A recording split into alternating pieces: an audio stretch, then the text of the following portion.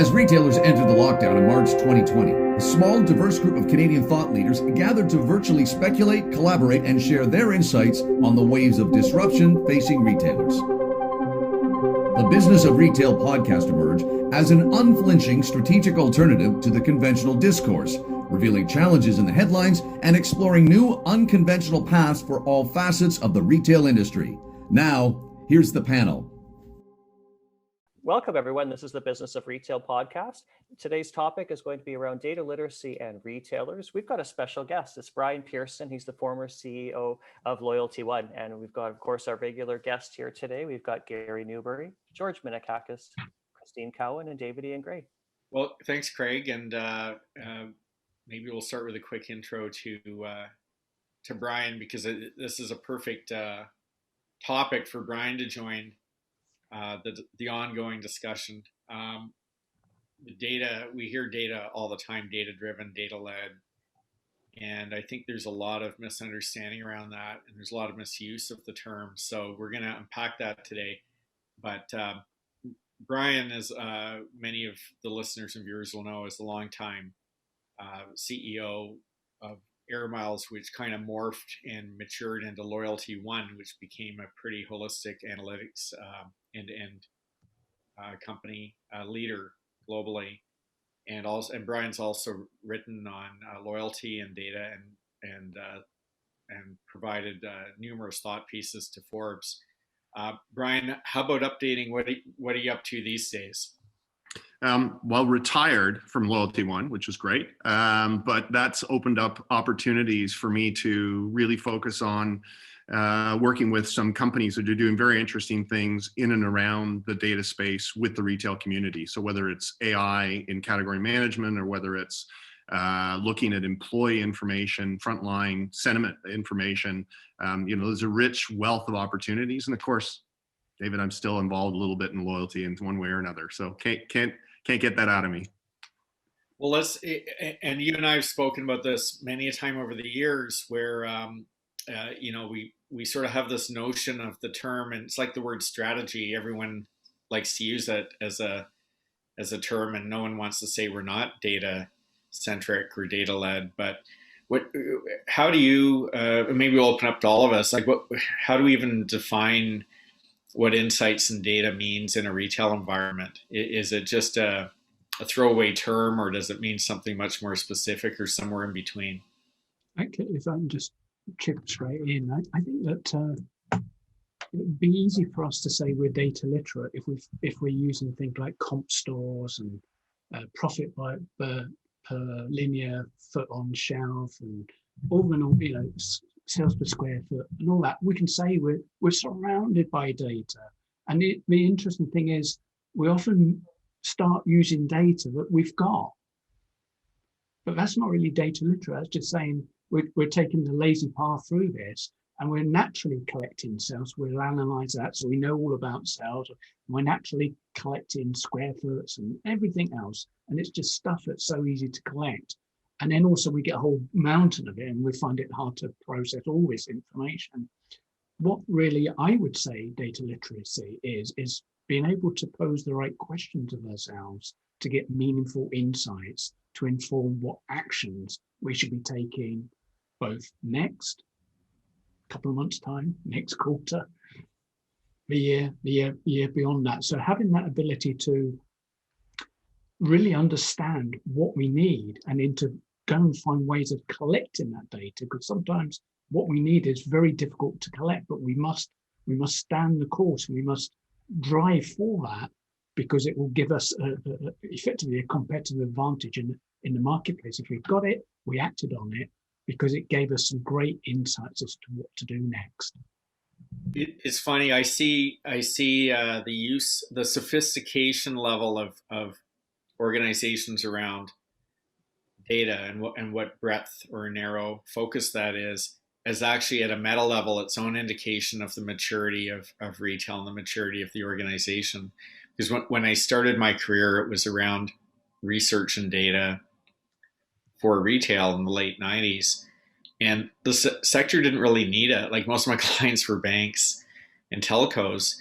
Retail just it was the old stack 'em high, watch 'em fly. So why was there any need to really get robust information around customers or product movement when everyone knew how to do it? You just had to get on with it. And I think it's almost a lead indicator to say, hey, someone who's, or you could argue a lagging indicator to say, as the industry has become more competitive and more complex and is maturing, that's kind of then driving that need to figure out how they can drive value out of, call it insight, that's data driven. I don't know if others have seen that. Oh, you know what? I from on the retail side, I came from a world that was very data driven. The you had on a Monday morning, you were looking at 65 KPIs, right?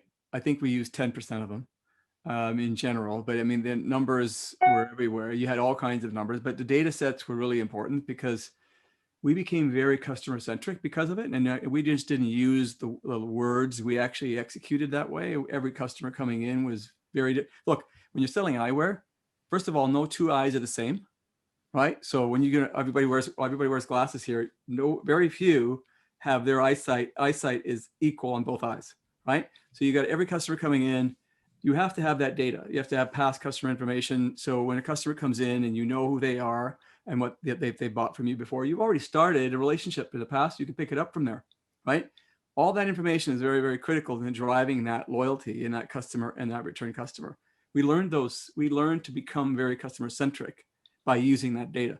Mind you, that data became very outdated if you didn't tap into it. And I think, Brian, you're nodding your head. It's because you agree with me, because after a couple of years or an event like this one, like COVID, it changes everything, right? So there's this dynamic that happens that you've got to start refreshing and recollecting, but I'll leave it at that.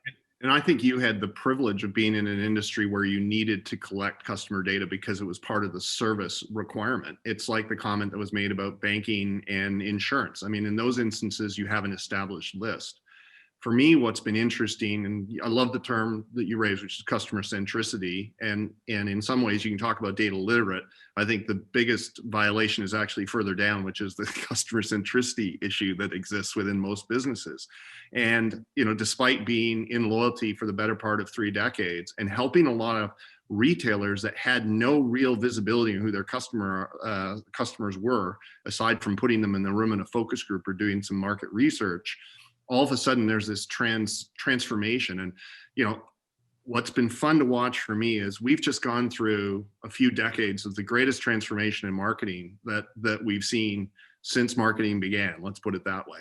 And the complexity that companies have to deal with today and the amount of data that's coming at them today is creating a very interesting dynamic. And that dynamic is, yes, loyalty programs are generating customer insights and the ability to track behavior over time.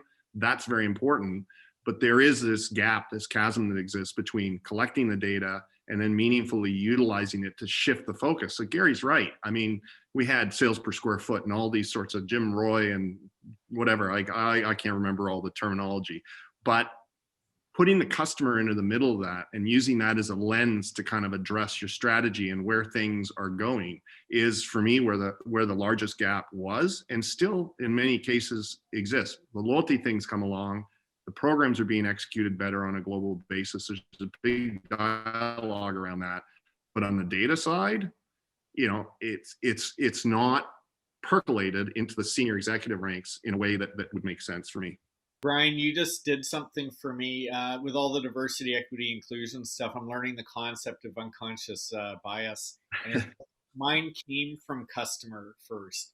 And you and George just reminded, we got to be pretty specific about what we're saying here, because a retailer could argue they've been very data centric, as to your point, when you focus on SKUs, inventory turns, capturing store sales every single day. Supply chain. Customer, I think if we all kind of agree on this, it does tend to be more on the customer end of things. What's the customer data that we're an insight we're driving? And I would agree with you. I think there's a long way to go.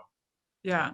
There's a big challenge, I think, in that, David, you're talking about the old days, you'd have focus groups or whatever to connect to your consumer, and then a report comes out and then you kind of drive business off that.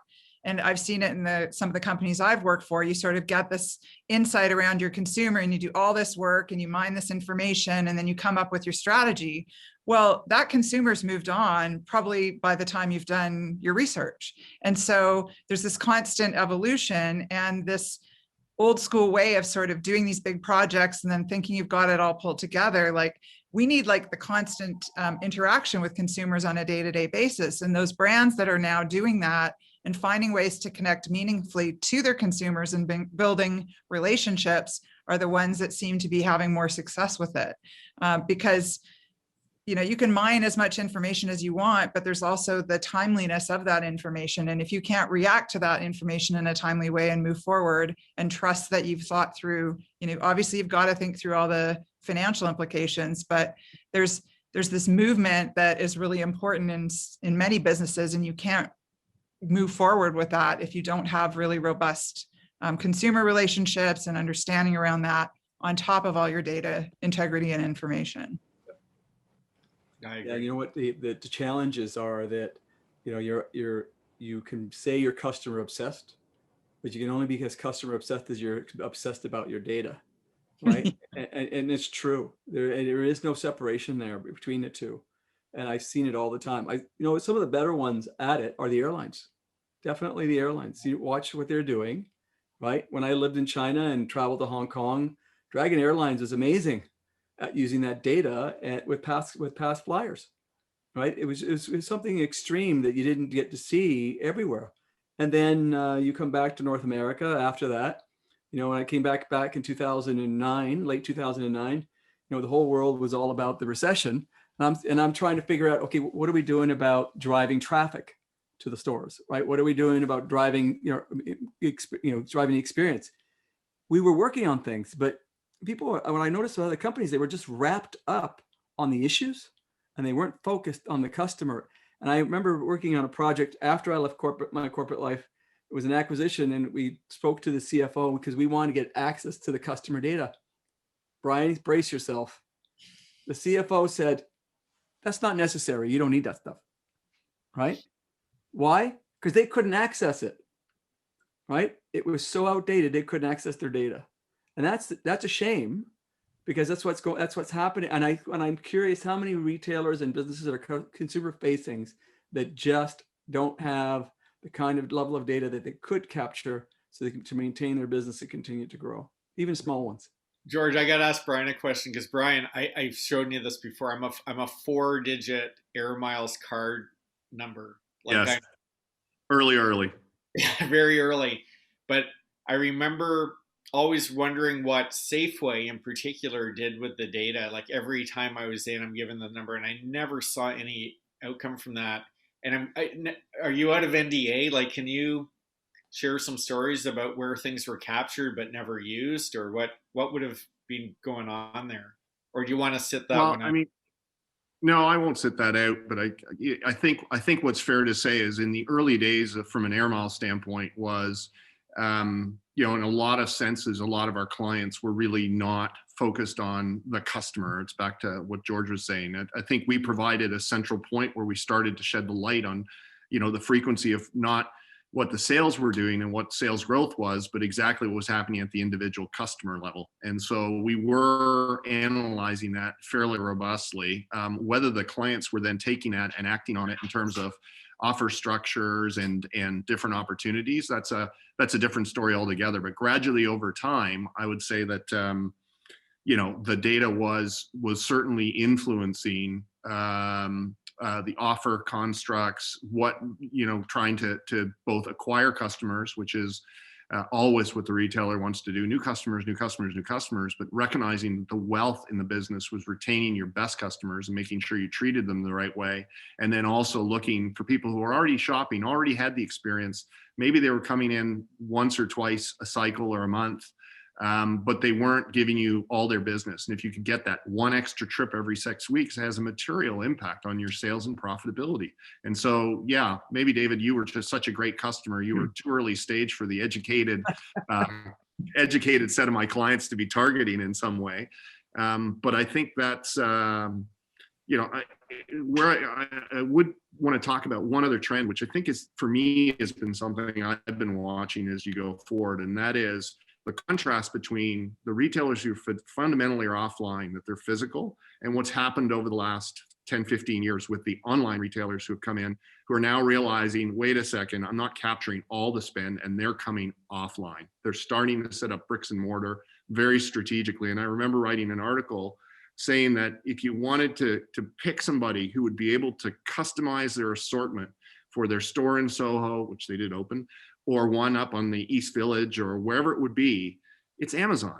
They've got all the data on what customers are actually. So if you want to pick, the 1,500 SKUs, which have to be in a clip-in to track the customer, to come in, to do whatever else, Yep. They've got the breadth of information to be able to do it. And they start with a view of customer first, because that's what they're managing to, right?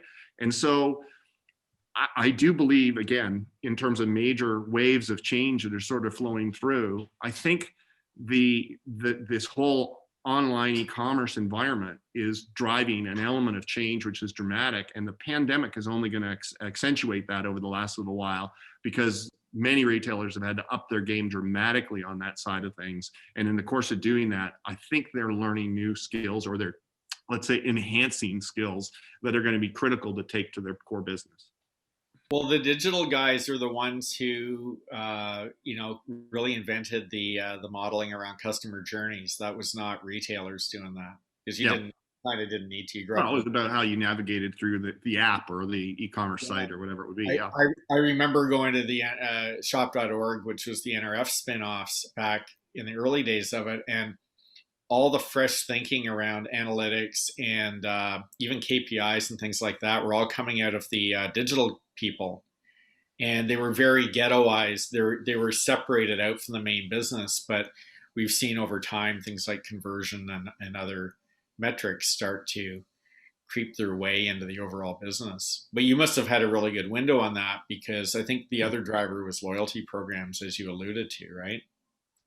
Yeah, I mean, we did, and then I'd love to hear more commentary, but we did, the observation we had was we did provide one of the early points through loyalty of where you could center in on the customer and help clients who didn't have that information start to act on it or understand that dimension a bit more.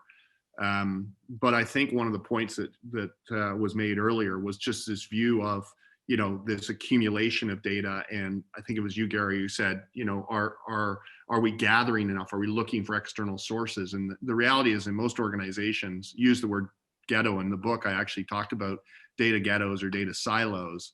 And that, one of the big challenges is for the exercise for many retailers over the last little while has been really creating that data lake and sort of consolidating data that exists in different vertical, functional areas in the organization, but never has had a central focus where it's all in one place and therefore can be cross-referenced to create the critical insights.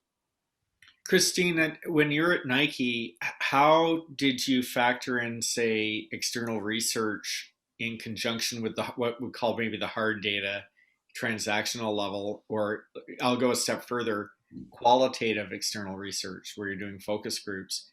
Was there a repository, or how did that get shared and disseminated?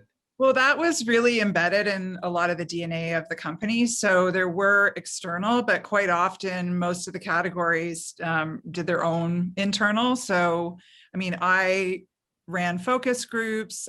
We worked with external, we did internal ones.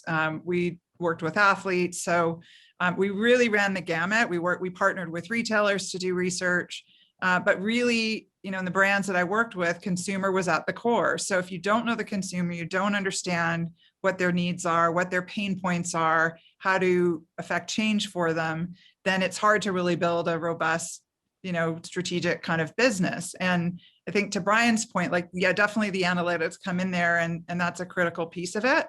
But quite often we were doing the research, and, sometimes those commentaries from a person can come out and all the research in the world might say something else, but then you hear a pain point or a conversation and it gets you thinking in more of an innovative or strategic way to say, we really have a feel like these comments have come up a couple times in these different areas, and we need to start exploring that further. So definitely that was a big part of working in an organization like that.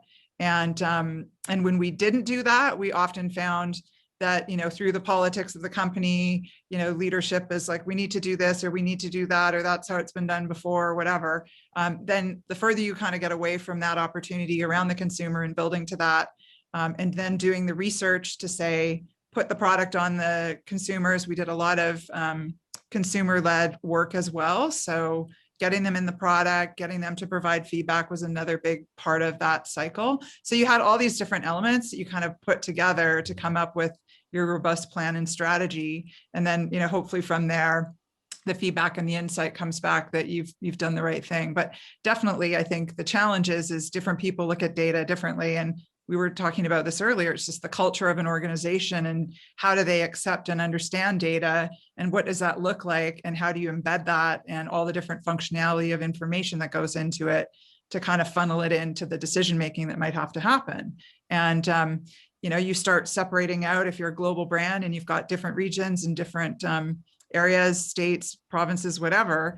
If people aren't looking at it the same way, if they're not really functioning in and understanding how those things operate and work together, can be really challenging, because then the element of trust is gone and people are looking at it saying, well, I don't trust what they're saying. They're not looking at the data the same way that we're looking at the data. And I've definitely been in situations like that, where you've had to kind of step back and say, okay, how are we all going to collectively view this? And then how do we move forward with that information to make the best decisions? Could I just steer the conversation as just a slightly different way? Because we've been in retailing, we've been plagued with terms such as store of future, customer journey, customer experience. We've had for a few years personalization.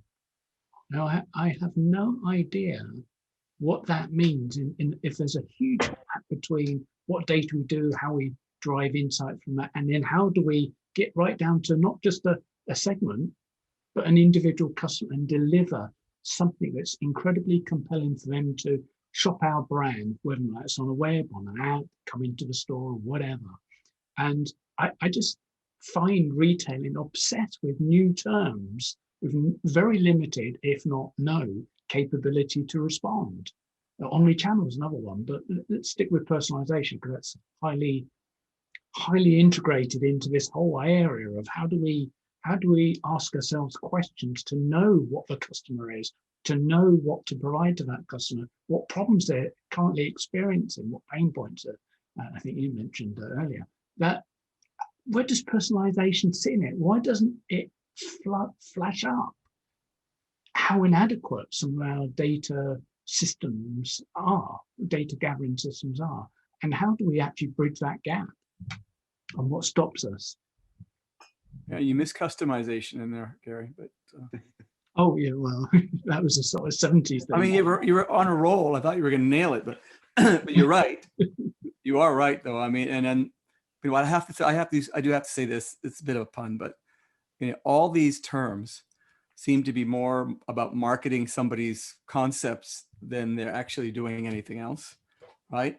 And in a lot of these sessions that I've sat in that on customer customization or customer experience, very few talk about how you use that data to actually enhance that customer experience. Because I don't think, I'm going to be blunt, I don't think a lot of them actually have hands-on experience in doing that. So I challenge it, but but Brian, I also have, on Gary's points, I have to ask you this question. Yeah. You mentioned data ghettos, right? How many what as a percentage? What percentage of companies out there right now are and they're big ones, small ones, medium size, are living in a data ghetto? Is it changed? Is it better, worse? I think it's getting better, and so, boy, I've got so many comments here. So the first thing is, back to your comment, Gary, and then George, on the personalization thing. I think there are more companies doing and utilizing strategies in that space, with one caveat, but they are loath. Our challenge of getting our clients to talk about what they were doing in public settings where they'd be sharing that. This is the key to data and marketing directly to the consumer is it's a stealth bomber attack. Okay, your competition doesn't see what you're doing. They don't understand the dynamics of the offers. They don't understand any of that. And so it's kind of like the secret weapon that exists in those companies that are doing it really, really well. Now, how many of them are doing it really well? Okay, that's a different question. And I think that part of the challenge that exists, and it's a little like what we're experiencing with this AI company with category management, is that there is a well-established way of doing things that works, that probably provides an 80% solution. And to get the next 20%, you kind of have to take your hands off the steering wheel. It's a little like a self-driving car. Human intervention in an offer structure to create personalization is not going to work truly on a one-to-one basis at scale. It's very difficult to do it without having a willingness to take your hands off the steering wheel and let the machines do some of that work, right?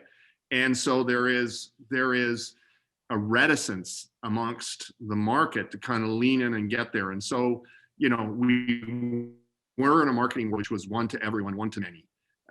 We'd love to get to one, and we're really living in a one to few world. Clusters, and you do what Christine has done. You put them in a room, or you research it, you figure out whether you got it right, and then you start marketing and you deal with the responses on how things are going. It's an iterative process. That's sort of the dynamic that we're dealing with. And last point I would make is, I think for me, one of the interesting things is, do we have a critical mass of people in the marketplace who really understand how to do this? And have they gone and been promoted to levels in the organization where they've got a level of gravitas to influence the organization? And on that fact, I think we're on the journey right now. We're probably 30% of the way to where we need to do it. Schools are now making courses in Masters of Management Analytics. You know, it's seen as an area where, you know, you're not just getting the guys who can do the math and in the programming, you're starting to get people who have management discipline, who can understand how to connect the dots and then work it through. It's like the migration that happened with the CIO, where the CIO used to be very technical and understand all the pieces, and then gradually they needed to be as much strategists as they needed to understand technology, because they had to play that translation role.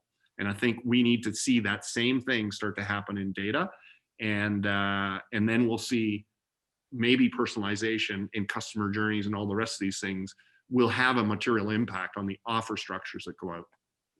Bryan, we do a lot of work in this area, and I'm so glad you just said that point of the maturity of the thinking around data having to happen. And I'll just throw out a few examples.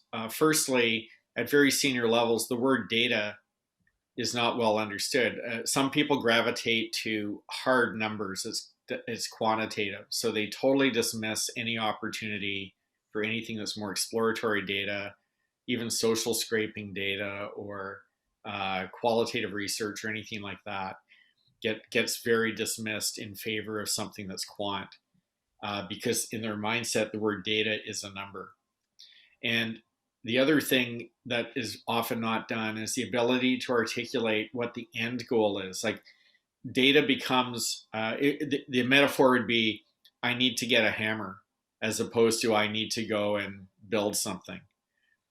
There's a focus on the tools, and even more so when very good salespeople at various enterprise solutions around data management are pitching things every single day. So you think, well, I've got data covered because I bought the software suite. You know, we got Salesforce, therefore we've got data checked off.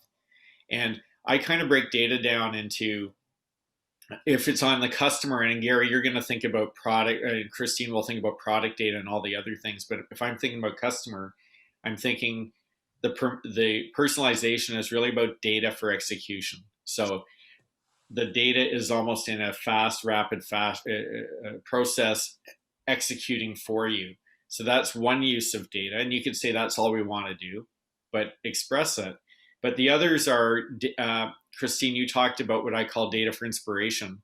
So you're out there working with the consumers to then kind of, something will just click and you go, hey, there's an opportunity in the market. And we wouldn't have got there without that sort of exploration. And I'm going to tell you right now, the term I hated back in the day was actionable data, because what that did was it dumbed down every single question. You wouldn't ask a question unless you already knew the answer, because otherwise, How would you know it's actionable? And then at the end of the process, you'd go, we didn't really learn anything that earth-shattering. Well, you set the scene for that. And then the other one is kind of evidentiary data. So it's kind of like finding out a little bit more why your sales are down. Like it's the rear view. Our sales are down because our customer sat's down and this and that. But I think there has to be a discussion at a senior level, agnostic to tools, around what are we trying to do in terms of what's our vision for what we want to do with data. And if we're talking about customers, is it going to be acquisition where we need outside data? Is it competitive work? Is it the forces outside? We need to do more external. I mean, I'm going to stop now, but that level of rich discussion in the cases we've gone on the inside, really, we're driving it as an outsider. That's not naturally happening. It's kind of like, let's get the data suite, the enterprise software, and someone reporting into marketing will do everything that needs to get done. And I think that's a big structural cultural barrier right now. Off the high horse officially as of this moment. Bryan, how does the culture need to change in an organization to achieve that data level of nirvana inside an organization? What needs to change in an organization to make that happen? How much time do you have, George? Hours, I guess, but I think we're going to be out of time. I think David's point around, the simple mindset of, we'll get an analyst, toss it into marketing, they can do some analytics. You've got to have this as a key strategic tenet. And what's interesting is it actually starts with a very simple statement, which is, I have a desire, which is to serve and to understand more and to serve that customer better over time. And then you start down the road, well, what do we really know about the customer, and how do we start to action that? How do we collect more information? And it's also a combo, I think Christine touched on earlier, of using some combination with just the data piece. You can't solely rely on data. I do believe that one of the things that can be done is to elevate the role of a data scientist or a chief data officer in an organization. I think that's an important piece to making, to raising the profile of. So I think all those things are critical. In many instances, it's also just about making an effort to start to obtain data either from your own sources or other sources. So, Bryan, can I add one to that, which is the senior level has to understand, to get real value out of it, they have to open the gate to questioning processes and procedures that were long held. Like if you say we're going to use data and it's going to be this great value add return, but no one's allowed to behave differently, then your hands are tied with it. And I've seen that so many times. Mm-hmm. And I think that's a dereliction of duty if you're not saying, yeah, we're going to allow some openness to strategically exploring with the data, not just do what you can with what you're allowed to do. Are we just kind of almost having a rerun of the previous episode with Lali, which talks about all these different aspects of how does culture move? Because if we have a big vision and everybody's bought into it, and we've reached that point of cultural ignition where the appetite for change is high, the need for change recognized within the business is high, and we get there and we move forward, all this all kind of falls into place. We have a vision, we know where data fits into it, we know where the supply chain fits into it, we know where our merchandise, it all fits together and everybody's on the same page. But right down here in this box where limited appetite, limited, appreciation of the need for change, if we're stuck in the cultural intransigence box, then it's tough. It's tough for anybody to move that whole organization, especially when you're sitting in a silo or you've got a prescribed role of which your expectations are pretty damn clear. So I think to address the whole question about how do we move the organization to become much more customer centric, because that's the goal. Data literacy helps us to achieve that. It requires a fundamental shift in the expectations, in the thinkings, in what we value around here, or what our values are around here. And that's a real tough one. Yeah. Unless, like Christine said, at Nike, they kind of had that baked into their culture, and that's a good example where it wasn't hard then to, right, Christine? You were injecting. Well, it's an expectation. Every group had it, and then there were different people that worked within the group who were mining insights on a consistent basis. And then if you had a particular project that you wanted to, say, get more insight into cold weather running, then you'd put together sort of a strategy and a plan, and the team would go out, you'd do extensive research, you'd go global, and you'd have someone facilitating and helping on a larger project. But on a day-to-day basis, every single person in the organization really was focused on consumer insight and athlete insight and connecting and understanding better, which can be challenging in some organizations. If you're not a really direct-to-consumer brand, you don't have the ability to really understand how your consumers are shifting or moving. But back to what Bryan was talking about earlier, there's so many brands that start digital first, build that community, whatever it is that they've got, and then take that to a brick and mortar. And there's so much more success around that because that's ingrained in how they operate to begin with. Whereas I think in a lot of situations, brands go at it the other way, and they've kind of got their goods and whatever, and then they're driving it and saying, well, this isn't working because of this, this, and this, and they're not really mining into the detail. And I think all of us as consumers know the frustration of working with a brand and going in and them not understanding what you need or how you want to navigate or what you're all about. And the brands that do well are the ones that can tell us, Amazon's a great example, what you've been purchasing. Here's examples of things that you might want to look at because of those purchases. We can see a thread that you like to read certain types of novels, where we're going to push you that way. So then those things become helpful to a consumer because it's navigating and giving you ideas that you might not have had before. So I think it's getting to a place where we're using it to the advantage, and then truly where the consumer feels like they're understood and that they're on a journey with you, either as a brand or understanding kind of that they know a little bit about me. And then there's a great feeling of, I want to go back to that brand and purchase from that brand because they have an understanding of my preferences and what I like, and can follow me a bit on my journey and maybe take me somewhere where they didn't really think I wanted to go. Just as you would go into a retail store and go in and want to buy a coat, and someone convinces you to buy a sweater, and you never would have thought you'd buy it, but you found your way to it. That's my AI issue, is sometimes I think it dumbs down serendipity. But back to Gary's point about culture, when you had new hires coming into Nike, into your team, was that an issue where they in their previous job might have relied on their own experience or had to just go with their gut, quote unquote, only? Was that a culture clash for a little bit, or how did you deal with that? I don't think we really ever, from my experience at least, I was really fortunate. We definitely had people that came from the outside, but I think there was an embracing of it and an understanding of it. And I used to say to the teams that I worked with that there's a power in understanding and knowing that. So you can have a gut feeling and you can look at the data and everything else.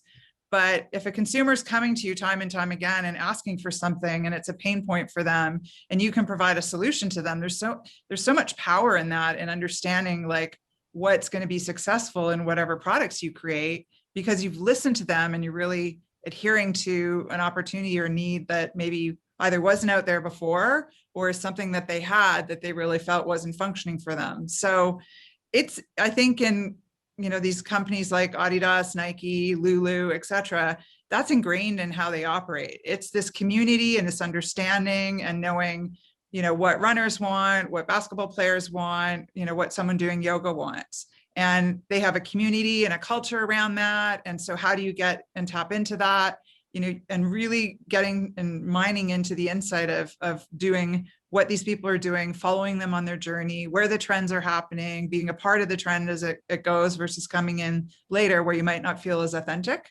So, I think I was really fortunate to work in those environments and situations, because it's not like that in every company. And so there's always that balance of, there's the data and you've got to respect that and look at that. And we did a ton of that, but we also spent a lot of time kind of melding the two together, and then sort of going from there and saying, okay, what are the opportunities to innovate and be different and move a consumer where, all the data in the world could tell you one thing, but having those conversations can sometimes move you into a really cool new direction that you never would have thought of before. So Brian, did you see that where the leaders had to kind of learn how to use data? Like, because you worked with companies over many years. Did you see a maturity in data use on an individual basis? Yeah, I think, and I love what Christine's saying, because I think it is this element of art and science, right? And the art part is the true marketing piece, which is, getting down into the underlying motivations and drivers. Data will tell you what's happening. It won't tell you why it's happening. And so you need to get to the point that you understand the why. And I think great brands, great retail organizations have a very clear articulation of the problem they're serving and what their why is, why they're there, why the customer is having an issue or challenge, or why the opportunity is there to serve them with a particular product. And then, circling back on some of the other conversation, I think the science part is that you can provide the measurements. Is it working? What's happening in the individual customer level? How do I prompt them along the journey? Those are the things that need to be integrated into the process as it goes forward. And it's the research component can play a very important confirmatory role on the math and the algorithms that are being done. So in our food retail environment, the analytics company we had there, what you eat and what you put in the basket is very telling about where you are, life stage, health conditions, whatever else. And so we would do the modeling to say, these conditions seem to point to consumers that have a set of solution needs. And then what we would do is we'd actually model it out, identify customers in the database, and then invite them in to have a conversation. And you'd look around the room and say, did I actually get all the people who have, heart issues, heart condition issues, and therefore, or diabetes or whatever, and therefore my algorithm is actually working to identify these people. And now I can softly begin to enhance that relevance or the experience on the way through. And that is push-pull art science, whichever way you want to look at it. It's a combo pack of both. So back to your question, David, yes, there's no question there's been a migration. There's still a lot of opportunity left to continue that journey for most organizations. And last thing, and I'll be quiet. I did have my best ever personalization experience from Amazon. They recommended my book back to me. I thought that was awesome. So you need to read it. That should have been a no-brainer. Really. Yeah. Okay, yeah. People like you are interested in this book. I love it. I know we're coming up on our time, but I'm gonna, if we think about a maturity curve, right, like consultants speak, but if we think about that, I still see a lot of people at the early stage. And I'll give you two kind of stereotypes. I still see a lot of leaders who are truly data phobic. Like, it's one thing if they do personalization down in the weeds of a division, but in terms of at the C-suite in the meetings, there's not a lot of use of it, other than the traditional, we got to hear the sales numbers and that sort of thing, but not anything advanced. And the second tier up are people that, they may not be data phobic, but they're not willing to rethink KPIs, for example. So if we're talking about customer centricity, they're still in channel metric mode, and they're not kind of thinking about acquisition percentages or any other metric that might support a strategic direction that they're headed on. And those are indicators to me of where they're on the path. And the third one, I guess, would be, just add one more, is the data that they get is the data that's easiest to access. So in other words, instead of building a data program to suit the need, it's more like, well, I get this report, I'm electronics, I get a report from Sony, so I'll use that, or I'll use the Nielsen stuff. And then if it doesn't work, it doesn't work.